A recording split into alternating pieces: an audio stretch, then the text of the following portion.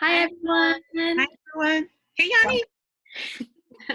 We heard that some of our friends think that we're doing this live, but this is actually pre-recorded, but we're so glad you're watching our videos. Mhm. So today for our Readers Workshop lesson, we're going to continue using our nonfiction text.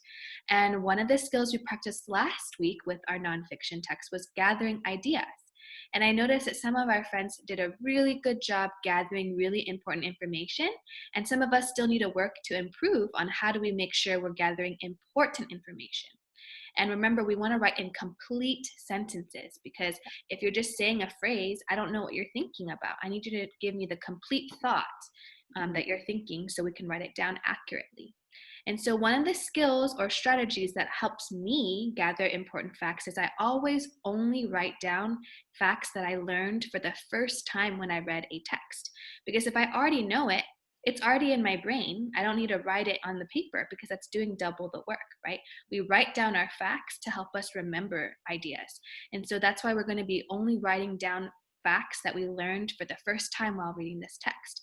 So I'm going to give you an assignment after this to try on your own to gather facts on a page that I've given you. But of course, like every Reader's Workshop lesson, I want you to try it with any book that you're reading at home, whether it's through Epic, Raz Kids, or a book that you got from the library a long time ago.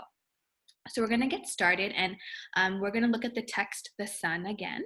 And as we read the text, I'm going to show you what I do to help myself make sure I'm gathering important information, just the important facts. So here we go. This page says, what is the sun? It is a star. It is made of gas. So I'm going to stop and think, okay, what did I just read? Was there any new information that I learned when I read this page? I actually knew that the sun was a star, but I did not know that the sun was made out of gas. So I'm going to actually add that to my notes. So let me move this here. So again, here's your Just the Facts page, and I'm going to add a text box here. And I like using my own words to explain my thinking. So I learned that the sun, I guess there's not a very easy way to reword this because it's very basic already, but try your best. The sun is filled with gas. That's what I'm going to write. And again, boys and girls at home, if you need more space, you can always click out and then drag it closer in to make it smaller, or big out to make it bigger. Yes, Miss Kimowich. I just wanted to say a tip for our friends. If you don't have the book and SeeSaw open like together, you can always just use a paper to take your notes or use a whiteboard. I love that. That's a good point because Miss T is using a computer, so I can actually go through each tab. But on a tablet, that's pretty hard. So great tip, because we can always write it down first and then put it on the SeeSaw. Or if you guys want, you can take a picture of it if that's easier for you too. So let's go back to our text. So this time I'm going to ask the other teachers to help me with their thinking. So we're going to, again, the skill is to make sure we're gathering important facts, which is usually new information that we just learned while we were reading. The sun is big. 1 million Earths could fit inside it. So again, we're going to think, was there any new information that came up as I read this today? And if there was, can you give me a thumbs up? Miss Rosales?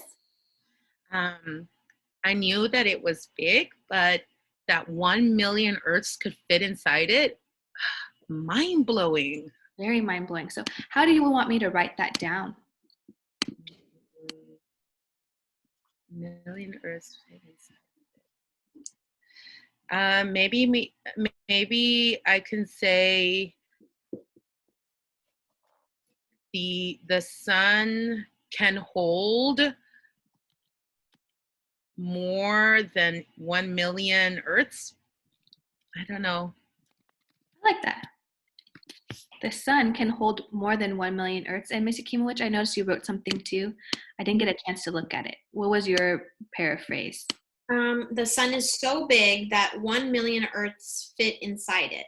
I love that. And I love how the beauty of writing is that there's so many different ways we can use words to share a thinking or an idea that we have. And so it's so important that we use our own thinking and our own words to describe something.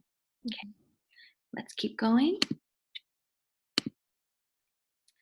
Earth orbits the sun. And again, it's loading, but remember this is a diagram. So I actually think we already knew the Earth orbits the sun, so I'm going to go to the next page. The sun is hot.